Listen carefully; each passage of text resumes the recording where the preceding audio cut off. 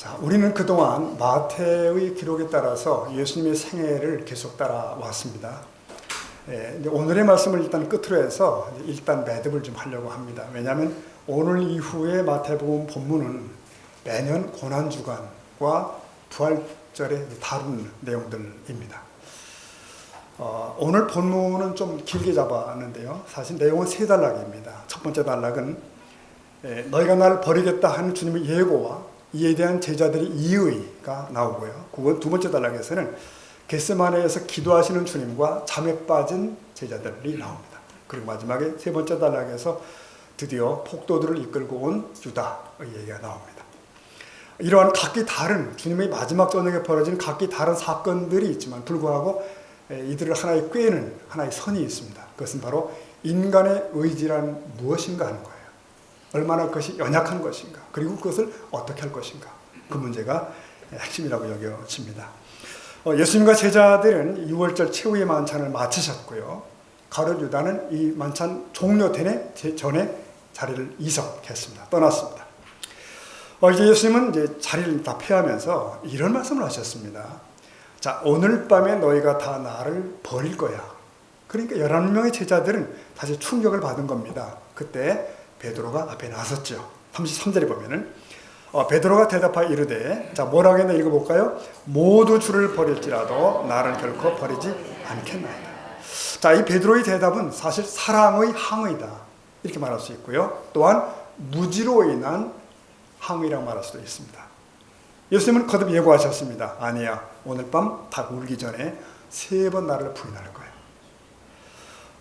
여러분, 이 베드로의 말, 나는 언제든지 주님을 부인하지 않겠다고 한 말은, 이 말은 사실 진심일 겁니다. 나 베드로는 자기 자신을 알지 못했어요. 내가 얼마나 약한 존재인지, 그리고 자기심이 어느 정도의 한계에 있는지를 몰랐다는 것이죠. 그래서 베드로가 승복하지 않았습니다. 내가 죽을지언정 주를 부인하지 않겠습니다. 그래서 다른 제자들도 질세라 다 따라 나섰어요. 우리도 그렇습니다. 우리를 모르시나요? 우리는 그런 자들이 아닙니다. 하지만 주님은 그들 모두가 실족할 거라고 말씀을 하셨어요. 결국은 제자들이 훗날 돌아오잖아요. 근데 그 길을 준비시키느라고 주님이 이렇게 말씀한 게 아닌가 싶은 해석이 있습니다. 자, 이제 일행은 예루살렘 성 안에 있던 그 다락방을 이제 떠납니다. 떠나서 요한 18장에 의하면 그들은 기드론 골짜기를 넘어서 동편산 감람산에 도착합니다. 감람산의 한 꼭대기쯤에 겟세마네 동산이 있는 거예요. 근데 이 날은 절기로 따져보니까요, 보름이 가까워요. 그래서 아마도 휘영창 밝은 달 밤에 주님과 함께 갔을 거예요. 여러분, 앞으로 보름달 보시면 늘 이 밤을 기억해 주십시오. 네. 주님이 이제 옮겨 가시는데, 아마도 이 제자들은 방금 전까지 불렀던 6월절 만찬의 찬양, 할렐 시편을 읊조리며 웅얼거리며 그 만찬의 기분을 아직까지 붙들며 가고 있었다고 생각합니다. 26장 36절을 보시겠습니다. 이에 예수께서 제자들과 함께 보세요. 어디에요? 겟세마네라는 곳에 이르렀고요. 그 다음 제자들에게 이르시되 뭐라고 했나 읽어봅시오. 내가 저기 가서 기도할 동안에 너희는 여기 앉아 있어라. 자, 주님은 당부하시는 겁니다. 내가 저기서 기도할 텐데 너희 여기 좀 있어. 여기 있으라고. 이 동산의 이름이 겟세마네인데, 겟세마네의 지명의 뜻은 원래 둘러싸인 장소, 그런 뜻입니다. 둘러싸인 장소. 이제 예루살렘 동편 감람산에 위치해 있고요. 주님은 여기서 이 다락방에서, 그러니까 11명의 제자를 데리고 떠났습니다. 동산에 도착했고 8명은 입구에 놔두시고 3명을 챙기셔서 앞으로 더 나가신 거예요. 이때 3명은 베드로, 야고보, 요한입니다. 이 친밀그룹, 이 제자들은 주님과 변화산 상에서도 함께 했고 야이로의 딸을 살릴 때도 함께 하셨고 함께 했고 이랬던 그런 그룹들입니다. 이제 그들은 이곳 겟세마네에서 예수님의 고민과 슬픔의 기도를 목격하는 증인이 됩니다. 훗날 우리에게 이 장면을 전달한 거죠. 38절 보면 주님이 이렇게 말씀하시죠. 이에 말씀하시되 내 마음이 매우 고민하여 죽게 되었으니 너희는 여기 머물러 나와 함께 어떻게 해요? 깨어 있으라. 자, 이제 이것은 3명의 제자들에게 따로 주신 말씀이에요. 내 마음이 고민에 죽게 됐다. 여기서 우리는 주님의 어떤 그 살풋 가려졌던 마음을 우리가 읽을 수 있을 것 같습니다. 종종 우리는 예수님이라고 하면 슈퍼스타라고 생각하고 600만물 사나이 같은 그런 걸 연상하기 때문에 예수님은 어떤 고통도 어려움도 없었을 거야 라고 생각하지만 오늘 이 장면을 보면 그렇지 않습니다. 내 마음에 괴로워 죽을지언이다. 여기 머물며 나와 함께 껴있어다. 이 부탁. 여러분, 사람의 몸을 지닌 예수님 아니십니까? 사람의 몸을 지녔기 때문에 슬픔이 너무 심해 있는 거예요. 주께서는 물론 제자들이 자신의 고난에 본질적으로 동참할 수 없다는 걸 아십니다. 이 고난은 단순한 고난이 아니잖아요. 인류의 죄를 속하려는 신적인 고난이고 그렇습니다. 그러므로 주님의 그 근심은 오직 주님만 아시는 겁니다. 몰라요. 자, 그러나 그렇다 할지라도 주님은 인간적인 연민과 격려로서 이 제자들이 좀 자기 곁에 남아있길 원하시는 겁니다. 이해되시고 공감이 가시죠? 우리가 힘든 순간을 지날 때 그 순간 나 홀로 있어라고 느낄 때 얼마나 절박합니까? 얼마나 아픕니까? 그 고통을 우리는 압니다. 크든 작든 우리는 살아가며 그런 경험이 있거든요. 특별히 여기서 당부하신 깨어있으라는 말씀, 이건 계속 잠에서 일어나 있으라는 그런 의미이고, 혹 어떤 일이 생길지 모르는데 정신 차리고 깨어있으라는 뜻이 다 포함되어 있다고 합니다. 자, 주님은 이제 이 셋을 놔두고는 조금 또 떨어지는 곳 자리를 잡습니다. 한 30m부터 50m래요. 그래서 그들은 통렬히 간구하시는 주님의 기도 소리를 들을 수 있었고 주님의 기도한 모습을 다 볼 수가 있는 거예요. 마태는 특별히 주님의 기도하는 자세와 내용을 상세히 기록을 합니다. 39절 보면 주님이 조금 나아가사 얼굴을 땅에 대시고 엎드려 기도하여 이르시되, 자, 기도 내용을 같이 읽어보겠습니다. 내 아버지여, 만일 할만하시거든 이 잔을 내게서 지나가게 하옵소서. 그러나 나의 원대로 마시옵고 아버지 원대로 하시옵소서. 자, 우선 여러분 여기서 주님의 기도의 자세를 한번 살펴보세요. 주님의 얼굴을 땅에 대셨다. 머리를 땅에 바짝 대시고 엎드려 기도하셨다는 것은 자신을 완전히 비운 절대 복종의 자세를 의미합니다. 그로 더 이상 말할 수 없는 겸비한 모습을 말하는 것이고요. 즉 성부 하나님에 대한 절대적이고 적극적인 복종의 표현이 아니겠나. 아버지여, 이 잔을 내게 지나가게 하옵소서. 이렇게 기도하세요. 이 잔, 여기서 잔이라는 표현을 한번 좀 생각해 보겠습니다. 여러분, 전에 제자 야고보와 요한이 야만 가지고 주님 앞에 온 적이 있죠. 자기 엄마 데리고, 엄마 모시고 청탁해요. 그럴 때 주님이 이런 질문을 하셨어요. 그래? 너희가 뭘 모르고 있다. 너희는 과연 내가 마실 잔을 함께 마실 수 있니? 물으셨습니다. 마실 잔을 마실 수 있겠냐. 이것은 다가오는 그분의 고난에 대한 표현입니다. 물론 이것은 단순한 생물학적 의미의 죽음 이상의 의미가 있고요. 하나님과의 영적 단절이라는 고통도 내포하고 있습니다. 주님은 그럼에도 하나님을 아버지라고 계속 불러요. 이 자리에서. 그러니까 어떤 순간에도 아버지라고 하는 관계를 놓치지 않는, 거기에 깊은 의미가 있습니다. 아버지가 이 잔을 비켜게 해달라. 하나님께서 예정하신 뜻이 자신의 그 죽음, 이 잔 외에 다른 무엇이 있다면 차라리 그것을 이루어달라는 애타는 호소라고 볼 수 있습니다. 이 잔은 인간의 죄악에 대한 하나님의 진노이고 예수께서 친히 감당하신 십자가에서의 죽음을 가리킵니다. 이 잔입니다. 그렇게 이 문제를 가지고 한동안 기도하신 후에 주님이 이제 자기와 함께 깨어있으라고 당부하셨던 세 명에게 돌아오시죠. 근데 이들이 뭐하고 있죠? 네, 다 잠들어 있습니다. 누가는 이 장면을 기록하기를 슬픔을 인하여 잠들었다, 이런 좀 특별한 표현을 합니다. 어쩌면 그 엄마를 기다리다가 이렇게 막 눈물기 잠드는 아기 같은 느낌, 뭐 그런 내용을 연상시키는 장면입니다. 어쨌든 그들은 잠에 빠져 있어요. 40절 보면은 주님께서 제자들에게 오사 그 자는 것을 보시고 베드로에게 말씀하셨습니다. 뭐라고 하셨나요? 너희가 나와 함께한 시간도 이렇게 깨어 있을 수 없더냐. 여기서 우리는 주님의 뼈저린 고독감을 느끼게 됩니다. 남은 3명마저도 반 시간도 안 돼요. 다 잠에 빠져 있다는 사실. 여기 특별히 베드로를 지목합니다. 왜요? 바로 몇 시간 전에 베드로가 만찬의 자리에서 한 말이 있어요. 참 사람이 말을 잘해야 될 것 같아요. 베드로 그랬잖아요. 모두 줄을 버릴지라도 나는 그렇지 않다고 그랬어요. 분명히. 그러나 여기 보십시오. 베드로는 주님의 작은 당부 하나 지키지 못합니다. 주님을 떠나자는 문제가 아니고 지금 이게 잠 하나 못 이기는 거예요. 그리고 다른 제자들도 마찬가지예요. 다 맹세했었는데 전부 지금 잠에 빠져 있습니다. 주님께서는 너희가 이처럼 작은 당부 하나 감당할 수 없을 만큼 그런 거냐라고 연면에 찬 질문을 하십니다. 이렇게 다시 기도하다가 오시고 또 제자들을 살펴보시고 이게 3번이 반복이 됩니다. 그러니까 주님이 기도하시는 동안 제자들은 내내 잠을 주무셨다는 얘기예요. 여러분, 이게 예수님의 생애 속에 얼마나 절박한 순간입니까? 참 절박한 거예요. 그러나 저들은 잠을 자는 겁니다. 이 제자들의 실패는 그들이 얼마나 약한 존재인가를 보여주는 장면이고요. 여러분 보십시오. 이 겟세마네 동산의 현장은 우리에게 정확하게 보여주는 겁니다. 뭘? 속절없이 무너지는 제자들, 저들의 결심.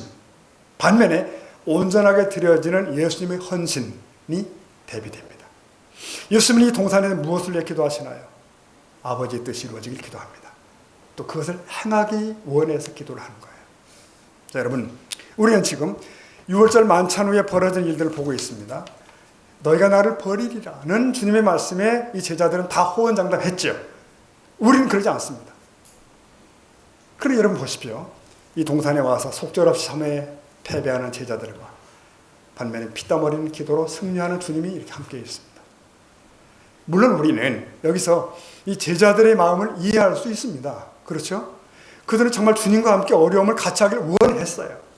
그래서 지난 3년여 동고동락한 거 아닙니까? 주님이 다가오는 고난을 예고했을 때도 자기들은 주님 곁에 있겠다고 말할 수 있었습니다. 특히 베드로와 야고보, 요한은 주님이 기도에 돌입했을 때 우리도 그래야지 했을 거예요. 다짐했을 거예요. 그러나 결과는 뭐죠? 허무하다. 다 무너져 버린 거죠. 여러분, 여기서 우리는 인간의 의지가 무엇인가, 의지라는 과연 무엇인가를 살펴보게 됩니다. 저는 주님께서 이런 말씀하신 적이 있습니다. 인간의 성품들을 지목하시면서 마가 12장 30절에서 주님 말씀하시기를 내 마음을 다하고 목숨을 다하고 뜻을 다하고 힘을 다하여 주 너의 하나님을 사랑하라. 이렇게 말씀한 적이 있죠. 그러니까 비슷한 단어들을 반복하시면서 이 계명의 중요성을 강조하셨는데 우리 사람에게는 내부에는 마음이 있고 뜻이 있고 힘이 있는 거예요. 그 모든 걸 통해서 하나님을 사랑하라. 이렇게 말씀을 하셨습니다. 자, 여기서 우리가 생각을 해보겠습니다. 하나님께서는 하나님의 형상을 따라 누구를? 사람을 창조하셨습니다. 이건 하나님께서 인간을 모든 면에서 완전하게 창조하셨음을 의미합니다. 인간은 그의 감성과 그의 지성과 그리고 그의 의지에 있어서 완전했었어요. 특히 우리 인간에게는 의지를 허락하셨는데, 즉 자유의지라고 그러죠. 하나님은 인간이 자유롭게 선택할 수 있게 만드셨어요. 그러니까 다른 피조물들에게는 없는 특별한 의지입니다. 인간이 기계적으로 순종하고 복종하는 것이 아니라는 것이죠. 자, 그런데 죄가 어떻게 세상에 들어왔는지를 생각해 보십시오. 사단이 유혹자로 다가왔을 때, 유혹당했을 때 처음 아담과 하와가 선택한 것이 뭐죠? 그 유혹에 저항하고 하나님께 순종한 것이 아니에요. 자신들의 욕구에 따르고 하나님께 불순종을 선택합니다. 그 영향이 당연히 흙탕물처럼 하루를 흘러내립니다. 후손들에게. 그래서 사도 바울은 예컨대 에베소 성도들에게 이런 말씀하신 적이 있습니다. 보겠습니다.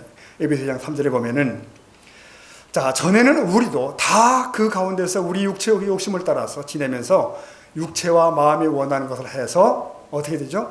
다른 이들과 같이 본질상 진노의 자녀였다는 겁니다. 우리가 다 그랬다는 거예요. 이해되시죠? 맞습니다. 주님께서 우리 구원하시기 전에 우리 모두는 우리 육체 욕심을 따라서 지내면서 그렇게 살았고 육체와 마음이 원하는 것을 하면서 그렇게 존재해요. 에베소 교인들도, 우리도. 우리는 이러한 죄의 본성을 물려받았습니다. 그것이 우리의 의지를 변형시키고 우리 자신의 욕구를 따르도록 잘못된 선택을 하도록 만들어가요. 이런 이유로 예수님은 우리에게 전 성품을 하나님께 드리라고 강조하세요. 우리 마음과 뜻과 힘을 다해서 하나님을 사랑해야 돼라고 가르치십니다. 여기에서 특히 힘은 우리의 의지를 가리킵니다. 우리의 의지입니다. 여러분, 인간의 의지라는 과연 뭘까요? 어떤 일을 하게 하거나 하지 않도록 그 사람을 움직이는 각 개인 안에 있는 힘, 영적인 힘이에요. 이건 우리로 하여금 무엇을 하거나 하지 않도록 만드는데 이것은 선택을 하는 것을 의미합니다. 이러한 영적인 힘과 선택의 자유는 우리 모든 사람들 안에 있어요. 우리 모두 안에 그 힘이 있다고요. 그래요. 인간의 의지는 모든 사람들에게서 발견되는 영적인 힘이에요. 이것은 사람들로 하여금 어떤 일을 하거나 하지 않거나 만듭니다. 자, 보세요. 한 사람을 인격체라고 할 때 그 안에 지정의가 있다고 했잖아요. 지식, 감정, 의지가 있습니다. 우리 안에 감정도 있는 거 아시지 않습니까? 감정이란 뭘 하고 싶은 욕구죠. 패션, 느낌. 그러나 그것을 하도록 실제로 우리를 움직이는 건 뭐죠? 의지입니다. 감정이 아니에요. 지식이 아니에요. 옳은 일을 하도록 하는 의지는 강력한 영적인 힘을 요구해요. 여기서 바울이 고백을 한번 들어보십시오. 로마 7장 18절 보면은 사도 바울이 고백하기를 내 속, 곧 내 육신 안에 선한 것이 거하지 아니하는 줄 아노니. 읽어보십시오. 원함은 내게 있으나 선을 행하는 것은 없다는 탄식. 내 육신은 선하지 않다. 왜냐하면 원함은 내게 있지만 선을 행하는 게 없어. 이게 바울의 탄식이었습니다. 그의 성품의 어떤 부분이 약하다고 본 거죠? 의지입니다. 의지. 이 육신이라는 단어는 앞에서 주님이 제자들에게 지적하신 바 육신이 약하도다의 그 육신이에요. 죄로 오염된 그 육신, 그 본성, 여기는 선함이 없어요. 약해요. 원함은 의지인데 그 의지는 선에 대해 힘이 없다고요. 자, 제가 이렇게 설명 한번 해보겠습니다. 인간은 자기를 구할 수는 없으나 자기를 망하게 할 수는 있습니다. 인간의 의지가 그래요. 그러므로 심판은 당연한 것이고 구원이 있다면 그건 은혜예요. 그야말로. 근데 이게 인간들의 현 주소입니다. 여러분 요즘 뉴스를 보시면 전에는 상상하기 어려웠던 막 온갖 범죄들이 막 벌어지죠. 특히 막 가정 내에 벌어지는 일들. 이게 죄의 욕구나 욕망을 채우기 위해서 잘못된 선택을 한 사람들이 늘어갑니다. 그리고 그것을 실행까지 해요. 저들은 그래요. 그렇다면 우리 성도들에게 있어서는 어때요? 중요한 게 뭡니까? 우리가 선을 알거나 끄떡거리거나 시인하는 것이 중요한 게 아니고 그것을 실제로 행동에 옮기는 것이에요. 그렇게 하기 위해 하나님의 특별한 도우심이 필요한 것입니다. 이 선한 일을 위해 하나님의 도우심을 필요로 하는 부분이 어느 것인가? 의지입니다. 의지. 우리가 우리의 의지를 하나님께 드릴 때 하나님 어떻게 하시나? 하나님은 그의 기쁘신 뜻을 위해 소원을 두고 행하도록 우리 안에서 역사하신다고 약속을 하십니다. 그러므로 우리가 우리의 뜻을 하나님께 드리면 그분은 우리가 하나님의 뜻을 선택하며 행하도록 우리를 도우시는 거예요. 그때부터 강력하게. 자, 여러분 여기 한 성도가 있습니다. 근데 안타깝게도 그는 자기의 의지를 하나님께 드리려 하지 않습니다. 그럴 마음이 없습니다.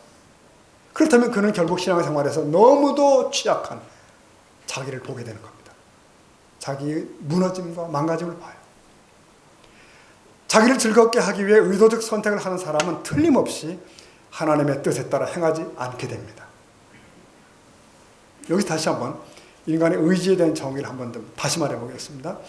인간의 의지는 모든 사람에게서 발견되는 영적인 힘인데 사람들로 하여금 뭔가를 하거나 하지 못하게 하는 것입니다. 인간의 의지는. 반면에 헌신된 의지가 있습니다. 헌신된 의지란 우리로 하여금 하나님의 뜻을 행하고 우리 자신의 뜻을 행치 않도록 하나님께 드려진 의지예요. 그게 헌신된 의지입니다. 이것은 승리하는 삶을 강구하는 모든 성도들에게 필요한 줄로 믿습니다. 이게 있어야 돼요. 자, 한번 돌아가 봅시다. 겟세마네 동산에 있는 예수님은 어떻다고요? 그분은 진정한 하나님이시고 진정한 사람이에요. 예수님은 그 다가올 죽음에 대해서 말씀하실 때 자신에 대해서 뭐라고 표현했냐면 45절에 보면은 인자라는 단어를 쓰십니다. 사람의 아들이라는 뜻이고요. 이처럼 육신과 성정이 우리와 똑같은 사람임을 일단 전제하셔요. 자, 그러면 예수님이 십자가에 못 박히신다는 그 상황 앞에서 인간으로서의 그분의 반응이 어떻겠습니까? 아픈 거죠, 이건. 힘든 거죠. 39절. 내 아버지여, 만일 할 만하시거든 어때요? 이 잔을 내게서 지나가게 없어. 이게 공감이 가는 겁니다. 십자가를 피하고 싶으신 것이고 예수님은 하나님이시지만 동시에 온전한 사람이기 때문에 그의 자신의 의지를 가져요. 그 십자가를 피할 수도 있었을 겁니다. 십자가는 극심한 육신적 고통과 수치뿐만 아니라 인류 대신 죄를 지신다는 것을 뜻해요. 근데 그 형을 당한다는 것에 대한 엄청난 두려움에도 불구하고 하나님의 뜻에 예수님의 의지는 결국 완벽하게 복종을 선택합니다. 39절. 나의 원대로 마시고 아버지 원대로 하옵소서. 42절. 아버지 원대로 되길 원하나이다. 이게 그분의 기도의 핵심이에요. 예수께서는 자신의 뜻보다는 하늘아버지의 뜻을 행하기 위해 이 땅에 오셨습니다. 그 사실을 일생 동안 종종 언급을 하셨어요. 내가 그래서 왔다는 거예요. 아버지 뜻을 위해서. 자, 그러므로 우리는 이 드려진 의지에는 상당한 영적 힘이 뒷받침되어야 한다는 사실을 발견하게 됩니다. 그게 겟세마네 동산에서 드러나죠. 의사들은 말하기를 사람이 극단적인 영적이나 혹은 윤리적인 어떤 스트레스 앞에 놓일 때 사람은 피부 바로 아래에 있는 모세혈관이 터져서 땅구멍으로 피가 배어 나오게 될 수 있다고 얘기를 합니다. 겟세마네에서 예수님이 하나님의 뜻을 모두 받아들였을 때 어떤 육체적 증상이 나타나나요? 거기 보면 이렇게 나타납니다. 특별히 의사인 누가의 기록에 따르면 22장 44절 보면은 예수께서 힘쓰고 애써 더욱 간절히 기도하시니 어떤 일이 벌어지나요? 땀이 땅에 떨어지는 핏방울같이 되더라. 그겁니다. 여러분, 드려진 의지란 무엇인가? 자기 뜻보다는 하나님의 뜻을 선택하고 행하는 것을 의미합니다. 반면에 한 인간으로서 예수님의 자연스러운 욕구는 십자가에 못 박히지 않는 것이었습니다. 그러나 예수님에 대한 하늘아버지의 뜻은 뭐죠? 그가 십자가에 못 박히는 거예요. 주님은 그걸 선택하신 거죠. 여러분, 근데 만일 이 십자가의 고통과 죽음으로 끝이었다면 우리는 하나님 뜻이란 공포스러운 거네, 두려운 거야라고 느낄 수 있습니다. 그러나 여러분, 놀라운 다른 표현이 있습니다. 무엇이 예수님으로 하여금 십자가를 견디도록 만들었는가, 선택하도록 만들었는가 묻는다면 그가 내다본 기쁨이 있어요. 히브리 12장 2절 보면은 그리스도는 그의 앞에 있는 뭐죠? 기쁨을 위하여 십자가를 참으사 부끄러움을 개의치 아니하셨다. 그 앞에 있는 기쁨이 뭡니까? 장차 십자가를 통해서 하나님의 백성들이 누릴 구원입니다. 열방과 민족들이 주 앞에 나오는 그런 모습들. 물론 주님 자신도 궁극적으로 하나님의 보좌 우편에 앉으시는 거예요. 이 모든 걸 내다보십니다. 그러므로 예수께서는 하나님의 뜻을 선택하고 기쁨을 누리신 것입니다. 로마 12장 말씀에 의하면 사도 바울은 하나님의 뜻에 대해서 이렇게 표현해요. 하나님의 뜻이 뭐냐? 그것은 선하시고 기뻐하시고 온전하신 것이다. 우리를 향하신 하나님의 뜻도 마찬가지라고 저는 믿습니다. 그것은 선하시고 기뻐하시고 온전하신 것이에요. 그러고 우리는 그것을 선택해야 되는 거죠. 예수께서 기도하실 때 모든 제자들이 잠들었습니다. 여러분, 그런데 그때 잠을 자지 않은 유일한 제자가 있습니다. 그 이름이 뭘까요? 가룟 유다입니다. 네, 유다는 잠들 틈이 없습니다. 예수께 대한 실망과 탐욕. 그래서 그는 자기의 의지를 일찌감치 사탄에 넘겨버렸어요. 악의 도구가 됐죠. 자발적으로. 47절 이하를 보면은 누가 예수님을 잡으려고 폭도들을 보냈는가? 대제사장과 장로들. 그들이 앞장에 섰던 유다는 어떤 신호를 보냈는가? 예수께 입을 맞춤. 그 순간 예수님을 지키기 위해 누가 검을 빼들었나? 베드로. 이런 질문이 다 답이 나옵니다. 베드로는 대제사장의 종 말고의 귀를 치죠. 하자 주님은 말고의 귀를 고쳐주십니다. 여기서 생각할 게 있습니다. 바로 그 순간, 그때 누가 예수님을 위해 싸우려고 준비가 되어 있었나? 베드로입니다. 그리고 또 있는 거 아십니까, 여러분? 53절에 보면은 천사들이 언급됩니다. 12군단 더 되는 천사들이 있음을 말씀하셔요. 그런데 왜 예수님은 자신을 방어토록 허락하지 않으셨을까? 오히려 대적들에게 순신히 자신을 내어주셨을까? 왜요? 예수님은 거기 보니까 성경이 이루어지길 원했다. 즉 하나님의 뜻에 복종하기로 결심을 했다는 겁니다. 바로 그겁니다. 여러분, 맞습니다. 예수님의 의지는 하나님께 드려졌습니다. 그러므로 그의 육신의 혹은 자연적인 욕구를 다 극복하고 하나님의 뜻을 행할 수 있었어요. 동산에서 예수님은 3차례씩이나 피땀의 기도를 드렸고, 하나님은 그 기도의 응답으로 그 예수님을 강하게 하셨고, 그렇게 됩니다. 누가복음 22장에 의하면 하나님 응답하신 방법 중에 하나가 천사를 보내심도 나와요. 천사가 도왔더라, 그 기도를. 그리고 또 하나 중요한 게 있는 거 아십니까, 여러분? 히브리 9장 14절 읽다 보면은 우리가 추가적인 것을 발견합니다. 그것은 예수께서 자신을 내어주실 힘을 얻게 된 것이 바로 성령을 통해서라고 말씀을 하고 있는 것이죠. 히브리 9장 14절 말씀 보시면 이런 말씀이 있습니다. 하물며 영원하신 성령으로 말미암아 흠없는 자기를 하나님께 드린 그리스도의 피라는 말씀이 나와요. 하나님께 자기를 드린 그리스도. 누구로 말미암아? 성령으로 말미암아. 자, 예수는 영원하신 성령을 통해 하나님께 자기 자신을 완전한 제물로 드렸다는 것이에요. 여러분, 기도는 무엇이 우리를 위한 하나님의 뜻인지를 알게 합니다. 또한 우리가 하나님의 뜻을 수행하기 위해 필요한 영적 힘을 받게 하는 수단인 줄로 믿습니다. 그러니까 성령의 도우심을 이끌어내는 거예요. 무엇이? 깨어있음이, 기도가. 그러므로 주님은 제자들에게 뭘 하라고 그랬죠? 깨어있어라. 깨어있어라. 깨어 기도하라. 기도는 성령의 도우심을 이끌어오는 거예요. 그러나 제자들은 어떻게 됐죠? 잠들었습니다. 그들은 유일한 기도라는 수단을 놓쳤고요. 성령의 도우심도 없고 육신의 힘만 남았습니다. 연약한. 결국 예수님은 제자들을 뭐라고 꾸짖으시죠? 너희가 나와 함께 한 시간도 깰 수도 없다냐 라고 부르십니다. 자, 여러분 생각해 보십시오. 그날 겟세마네 동산에 누가 유약한 자입니까? 누구죠? 제자들입니다. 장담하던 제자들이 다 약한 자들이에요. 누가 헌신된 의지의 표본이 되십니까? 예수님이십니다. 그분만 홀로 표본이 되셔요. 예수님이 기도함으로써 성령을 통해서 힘을 얻습니다. 성령을 능력으로 받아요. 이런 이유 때문에 예수님께서는 전에도 제자들에게 성령을 보내주실 것을 약속을 하셨습니다. 몇 차례. 그리고 오순절날 다락방에서 그것이 성취가 됐죠. 성령이 오셨고 무장됐고 그들은 변하여 새 사람이 되었고 강력한 증거자들이 된 거죠.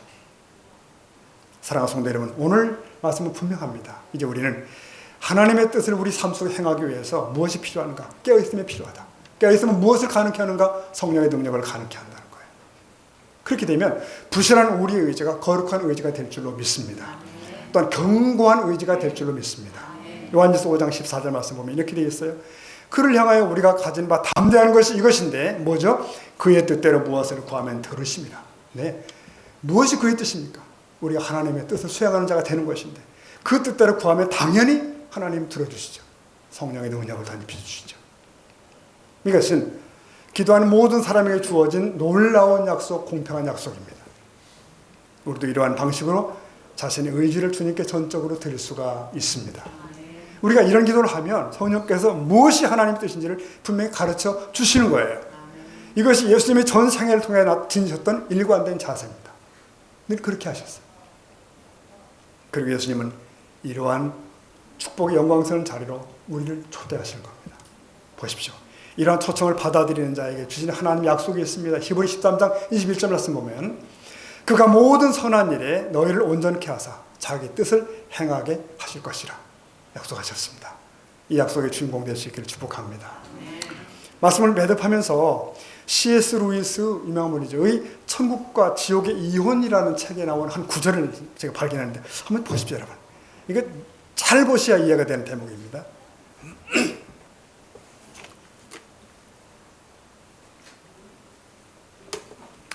세상에는 딱 두 종류의 인간밖에 없어. 하나님께 당신의 뜻이 이루어지이다 라고 말하는 인간들과 하나님의 입에서 끝내 그래 내 뜻대로 되게 해주마 라는 말을 듣고야만 하는 인간들. 지옥에 있는 자들은 전부 자기가 선택해서 거기 있게 된 것이에요. 거룩한 의지의 선택과 연약한 육신의 선택에 따라 간 자들이 이렇게 다르다는 거예요. 자, 성도 여러분, 결국 여러분 신앙생활의 승리는 결국은 의지의 문제입니다. 의지. 나의 의지를 주님께 온전히 드리면 됩니다. 그저 깨닫고 감동만 하면 안 되고요. 깨닫고 끄떡거리기만 해서는 안 된다는 거예요. 반드시 의지의 결단으로 도장을 찍어야 됩니다. 이걸 위해 우리는 어떻게 해요? 깨어 기도해야 됩니다. 그러므로 우리의 기도는 내 뜻을 추구하고자 하는 몸부림이 아니라 주의 뜻을 분별하고 거기에 나를 올려드리는 거예요. 그러면 성령께서 반드시 나를 도우실 줄로 믿습니다. 그렇습니다. 영적 싸움은 결코 자신의 육적인 힘으로 싸우는 게 아니라는 것이고요. 누구도 이길 수 없습니다. 누구도 승리가 불가능해요. 우리의 의지를 드려진 의지로 주 앞에 세우는 겁니다. 거룩한 의지로. 그것을 위해 우리는 기도할 수 있는가? 그것을 위해 우리는 성령의 도우심을 얻을 수 있는가? 여기에 관건이 있습니다. 저와 여러분이 여기 머무는 자가 아니라 주님의 손을 붙들고 거룩한 의지를 동원하여 승리 또 승리하는 성도가 될 수 있기를 주님의 이름으로 축복합니다. 아멘. 기도하시겠습니다.